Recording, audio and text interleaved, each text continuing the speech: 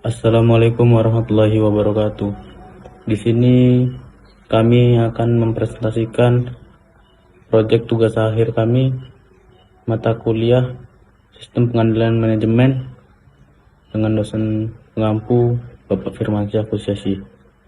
Di sini kami beranggotakan Muhammad Fajar Al-Saadi, Ico Alex Saputra, Muhammad Dwi Junianto, dan Robi Dwi Cahyadi.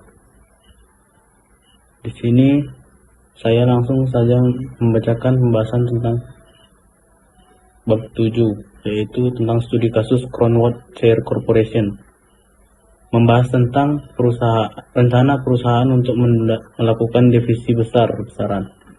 CEO perusahaan Kevin Wentworth ingin membagi perusahaan menjadi divisi produk retail dan divisi produk custom. Beberapa manajer mendukung perubahan ini, sementara yang lain merasa bahwa ide tersebut terlalu radikal. Selama pertemuan pada tahun 2004, muncul ide untuk memberikan komisi penjualan berdasarkan profitability produk, namun diskusi rinci mengenai hal ini ditunda karena Kevin yakin bahwa struktur organization baru akan memberikan kesempatan terbaik bagi kesuksesan perusahaan di masa depan. Namun, ada tekanan dari manajer divisi terkait keputusan apakah perusahaan harus memberikan divisi-divisi melakukan riset dan pengembangan produk mereka. Ini menunjukkan tantangan besar yang dihadapi oleh manajemen perusahaan dalam menghadapi perubahan besar-besaran.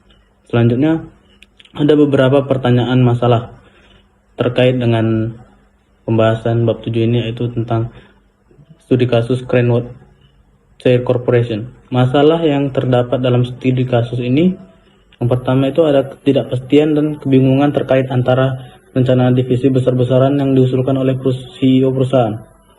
Yang kedua, tantangan dalam menjual produk ke retail pasar besar seperti Target dan masalah terkait dengan penempatan produk di toko.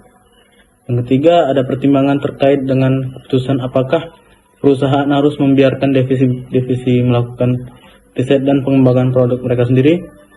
Yang keempat, diskusi terkait dengan pemberian komisi penjualan berdasarkan profitability produk. Dan yang terakhir, yaitu yang kelima, masalahnya itu tekanan dari manajer divisi terkait keputusan apakah perusahaan harus membiarkan divisi melakukan riset dan pengembangan produk mereka sendiri. Itu saja yang dapat saya jelaskan. Saya kembalikan dan diteruskan oleh teman saya. Baik, materi selanjutnya yaitu tentang pernyataan masalah. Masalah-masalah yang terdapat dalam studi kasus ini antara lain: yang pertama, ketidakpastian dan kebingungan terkait dengan rencana divisi besar-besaran yang diusulkan oleh CEO perusahaan. Yang kedua, tantangan dalam menjual produk ke retailer besar seperti Target dan masalah terkait dengan penempatan produk di toko. Yang ketiga, pertimbangan terkait dengan keputusan apakah perusahaan harus membiarkan divisi-divisi melakukan riset dan pengembangan produk mereka sendiri. Yang keempat, diskusi terkait dengan pemberian komisi penjualan berdasarkan profitabilitas produk. Yang kelima, tekanan dari manajer divisi terkait keputusan apakah perusahaan harus membiarkan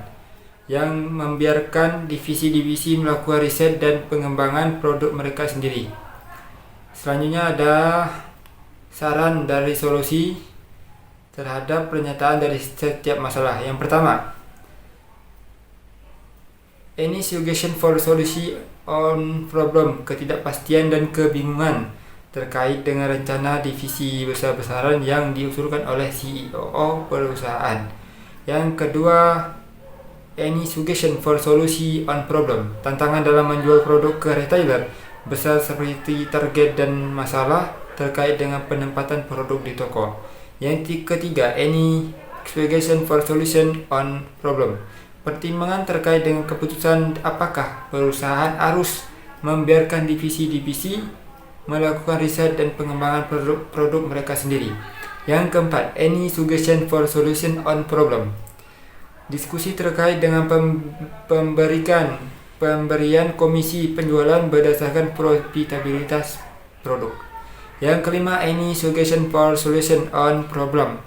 Tekanan dari manajer divisi terkait keputusan apakah perubahan harus membiarkan divisi-divisi melakukan riset dan pengembangan produk mereka sendiri.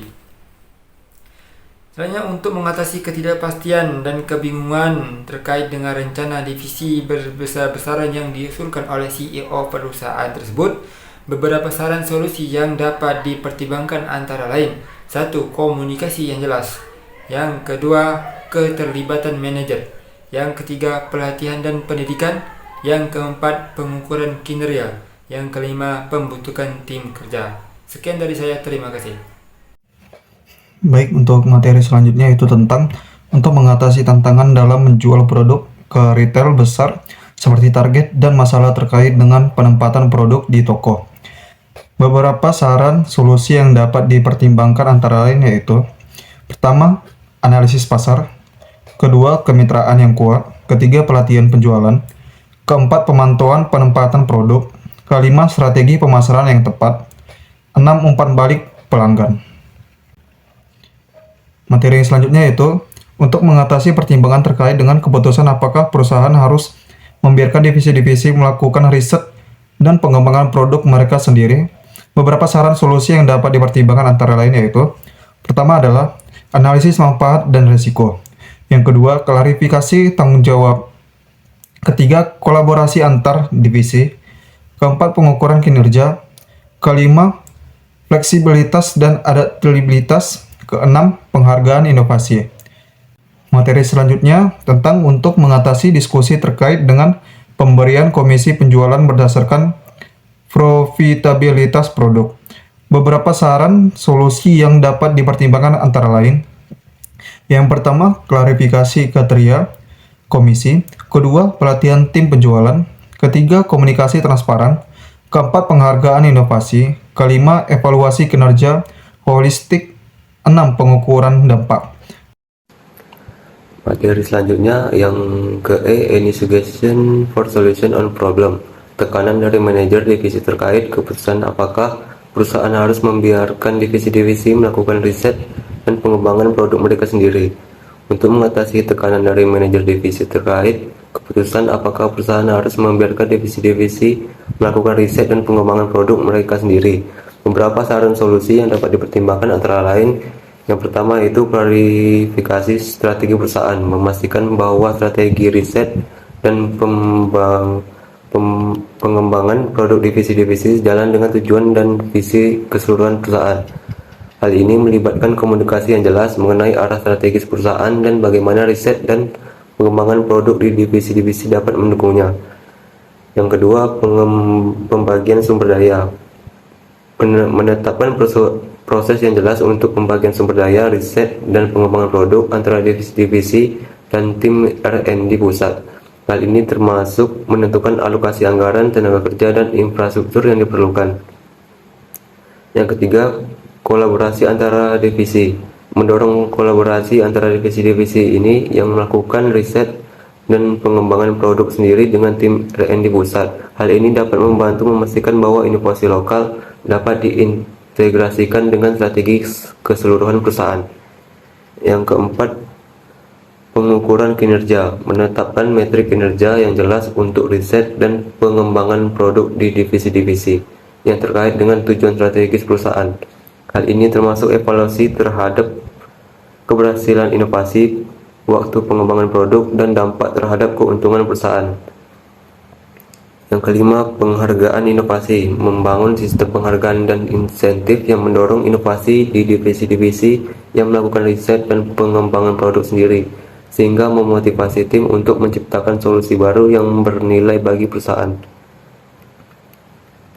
Yang keenam, klarifikasi tanggung jawab, menetapkan batasan dan tanggung jawab yang jelas bagi divisi-divisi yang melakukan riset dan pengembangan produk sendiri. Hal ini termasuk menentukan proses persetujuan, kriteria keberhasilan, dan hubungan kerja dengan tim R&D pusat. Terus kesimpulannya, dokumen tersebut memberikan wawasan yang mendalam mengenai pusat tanggung jawab, keuangan, transfer, pricing, dan pengaruhnya terhadap keputusan manajerial dari dokumen tersebut. dapat disimpulkan bahwa pengukuran kinerja alokasi sumber daya dan pengambilan keputusan yang tepat sangat penting dalam konteks manajemen keuangan. Selain itu, integrasi konsep-konsep tersebut dan penerapan praktik tersebut dalam bisnis dapat memberikan manfaat yang signifikan bagi perusahaan. Dengan demikian, pemahaman yang mendalam mengenai pusat tanggung jawab keuangan dapat membantu perusahaan dalam mencapai tujuan keuangan dan strategisnya.